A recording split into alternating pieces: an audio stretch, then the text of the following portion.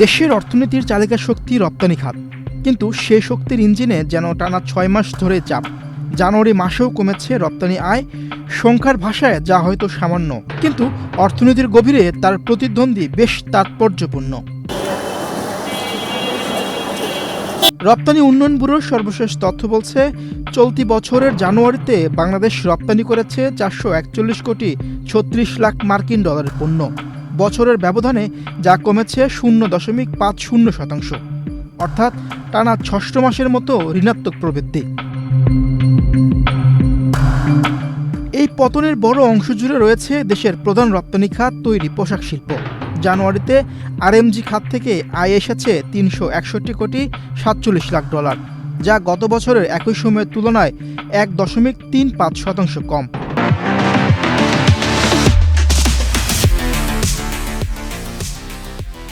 Knitwear ও oven দুই উপখাতে দেখা যাচ্ছে ম্লান চিত্র। নিটওয়্যার খাতে রপ্তানি কমেছে ২.৬১%, আর ওভেন পোশাকে কমেছে ০.০৭%।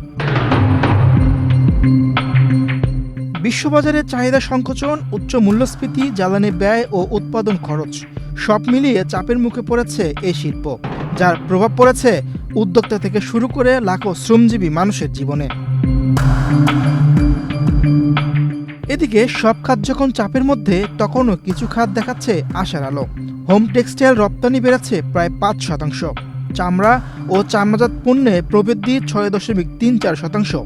বিশেষজ্ঞরা বলছেন, এই খাতগুলোতে বৈচিত্র্য আনা গেলে ভবিষ্যতে রপ্তানির ভারসাম্য আরও শক্ত হতে পারে।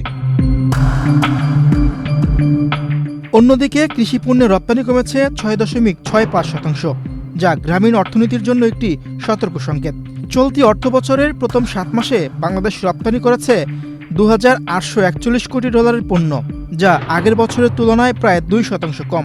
এই পরিসংখ্যান শুধু সংখ্যা নয়, এটি প্রতিযোগিতা সক্ষমতা, বাজার বৈচিত্র্য এবং নীতিগত প্রস্তুতির প্রশ্ন তুলে ধরে।